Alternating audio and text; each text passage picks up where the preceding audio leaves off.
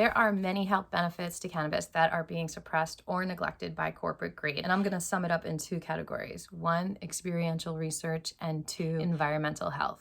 It's a hemp revival for our own survival. It's a hemp revival for our own survival. It's a hemp revival for our own survival. We have lost so much because of hemp prohibition.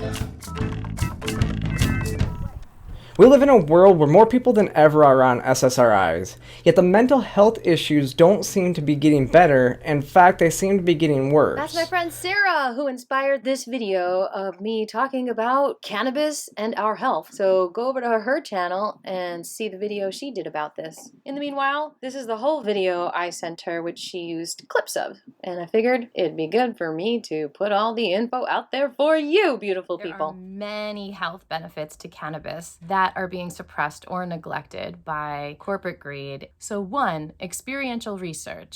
Research has been limited due to the federal listing of cannabis in the DEA Drug Scheduling as a Schedule 1, which is a listing of drugs, substances, or chemicals that are defined as drugs with no currently accepted medical use and a high potential for abuse, which includes the native medicines of cannabis and peyote. So the medical community generally, unfortunately, keeps their hands off these plants that have natural vibrations that deeply affect our mind power in a healthy, and I would say spiritual way, to move our emotions into a more flowing, transcended, sacred space, as opposed to perhaps simply numbing the emotions to cope with life, not exactly process them, which creates dependency. That said, big pHarma has not done a lot of research on cannabis medicine, but we have experiential research, right? Testimonials. And with that, for many years now, we have people sharing how they have used cannabis to treat cancers, AIDS, neuropathy, MS, epilepsy, anxiety, Alzheimer's, depression, eating disorders, extreme pain, ADHD. She improves metabolism, decreases blood glucose levels, which is great for diabetics, as long as you munch on salad instead of sweets when you get those munchies. I mean, you could look at any medical cannabis law and see a list of conditions that cannabis can be prescribed for.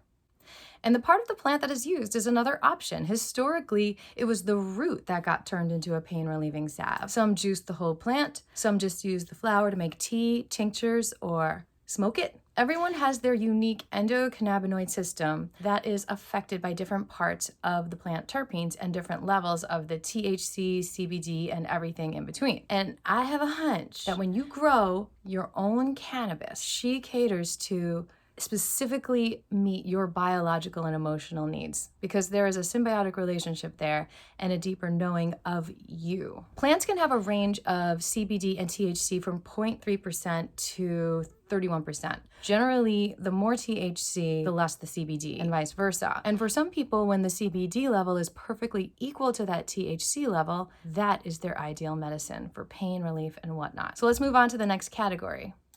Environmental health. Well, having a clean environment where we live is essential for good health. Growing cannabis literally purifies our air, water, and soil. This reduces the amount of toxins that we take into our bodies. And I go into this really deeply in Hempdemic 2020, my documentary. In it, we see PFAS, otherwise known as per or polyfluoroalkyl substances, are found not only in our water supply, but also most of our blood. This is very likely due to the Teflon products wasting away in our dumps and leaching into our water supply and into our food supply when we cook with them.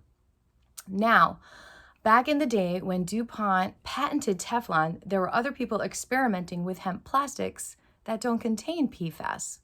So the health problems created from these toxins could have been avoided if we just have been continuing to grow hemp. Now, what organ is probably most affected by these toxins? The liver, which regulates our hormones. Hepatotoxicity, which is extreme liver toxicity, has been documented as even coming from some big pHarma psychiatric drugs. And even antibiotics are processed through the liver, which can clog it up with toxins. So when you add the environmental toxins that are also irritating our livers, it's not surprising for us to see bouts of rage in our humanity, because toxic livers lead to bouts of rage, and we see this with alcoholics. My final point, which is probably the most telling evidence that cannabis is being knowingly ignored for its health benefits in the mainstream, is that there is a U.S. government patent filed originally in 1998, US 6630507B1. You can look it up, claiming parts of cannabis as a super antioxidant and a neuroprotectant. Similar to other adaptogens like bacopa, ashwagandha, lion's mane mushroom,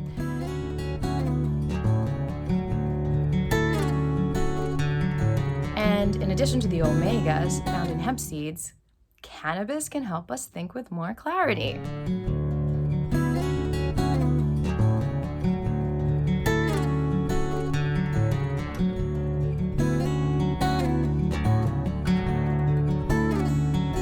But why would a greedy corporation that wants you to be dependent on their products want you to think clearly? It's a hemp revival for our own self. Thank you so much for allowing me to put in my cannabis 2 cents. It's a hemp revival.